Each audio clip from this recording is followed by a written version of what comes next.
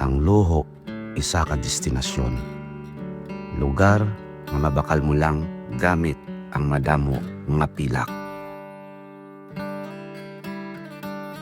Nagkadto kami diri nga wala unod ang bulsa, kag nipis pa sa upaw nga buhok ang kadamulon sang amon nga kwarta.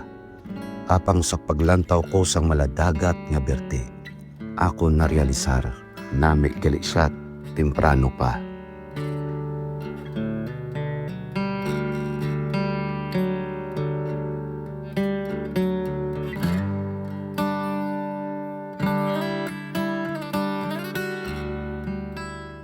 Ginbaylo namon ang malahalon nga kalan-an sa gatong pag-aso sang uling, sa manok nga gintuho, sa bangros nga sunog, kag sa wala madakpan nga Bisaya nga manok. Pilo-pilo nga pulungkuan, magin-order pa sa Shopee. Ang amon gingamit. Dala na lang pasapasa sang istorya, o kon nang ginatawag ta nga kutso-kutso ang amon obra.